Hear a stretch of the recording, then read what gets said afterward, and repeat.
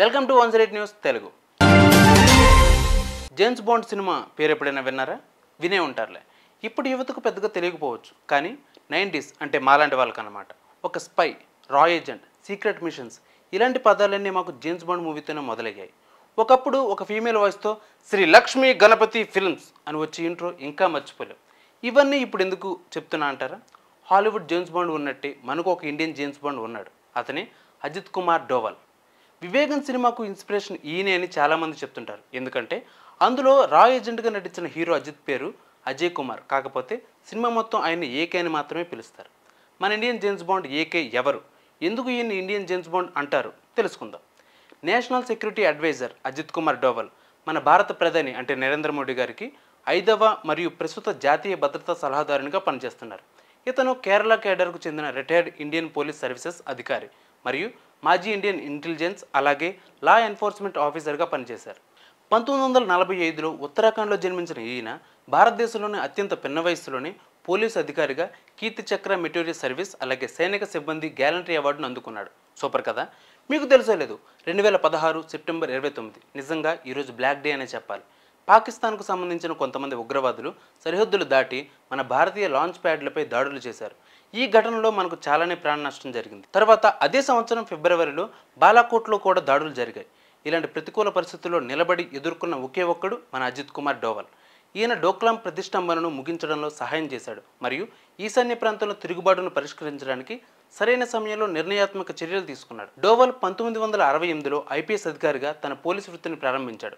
మిజోరం మరియు పంజాబ్లలో తిరుగుబాటు వ్యతిరేక కార్యకలాపాలలో చురుగ్గా పాల్గొన్నాడు. ఆయన 1999లో కాందహార్లో హైజాక్ చేయబడిన IC-814 నుండి ప్రయాణికులను విడుదల చేయడంలో ముగ్గురు సంధానకర్తలలో ఒకరిగా కీలక పాత్ర పోషించాడు ఈయన. 1971 మరియు 1999 మధ్యకాలంలో కనీసం 15 ఇండియన్ ఎయిర్లైన్స్ విమానాల హైజాకింగ్లను విజయవంతంగా ముగించాడు. డోవల్ 7 ఏళ్ల పాటు పాకిస్తాన్లో రహస్య కార్యకర్తగా చురుకైన మిలిటెంట్ గ్రూపులపై నిఘా సేకరిస్తున్నట్లు సమాచారం. సీక్రెట్ ఏజెంట్గా 1 సంవత్సరం పనిచేసిన తర్వాత ఇస్లామాబాద్లోని భారత హైకమిషన్లో 6 ఏళ్ల పాటు పనిచేశాడు. 1984 ఖలిస్తానీ మిలిటెన్స్లో ఉక్కిరిబిక్కిరి చేయడానికి ఆపరేషన్ బ్లూ స్టార్ కోసం నిఘాను సేకరించడంలో డోవల్ కీలక పాత్ర పోషించాడు. అలాగే 1990లో డోవల్ కాశ్మీర్కు వెళ్ళి హార్డ్ కోర్ మిలిటెంట్లు మరియు దళాలను తిరుగుబాటుదారులుగా మార్చేందుకు ఒప్పించి 1996లో జమ్మూ అండ్ కాశ్మీర్ ఎన్నికలకు మార్గం సుగమం చేశాడు. అజిత్ డోవల్ తన కెరీర్లో ఎక్కువ భాగం ఇంటెలిజెన్స్ బ్యూరోలో యాక్టివ్ ఫీల్డ్గా ఇంటెలిజెన్స్ ఆఫీసర్గా గడిపారు. అనేక ప్రసిద్ధ అవార్డులు, సత్కారాలు మరియు రికార్డులతో డోవల్ తీవ్రవాదం మరియు ఉగ్రవాదానికి వ్యతిరేకంగా కఠినమైన వైఖరిని తీసుకున్నందుకు ఖ్యాతిని పొందాడు. ఇక తర్వాత 2009లో ఆయన పదవీ విరమణ చేసిన తర్వాత డోవల్ వివేకానంద ఇంటర్నేషనల్ ఫౌండేషన్ వ్యవస్థాపక డైరెక్టర్ అయ్యాడు. 2014లో ఇరాక్లోని తిక్రిత్ ఆసుపత్రిలో చిక్కుకున్న 46 మంది భారతీయ నర్సులను విడుదల చేసేందుకు అజిత్ డోవల్ హామీ ఇచ్చారు. అతను ఒక అత్యంత రహస్య మిషన్పై జూన్ 25, 2014లో ఇరాక్కు వెళ్ళాడు.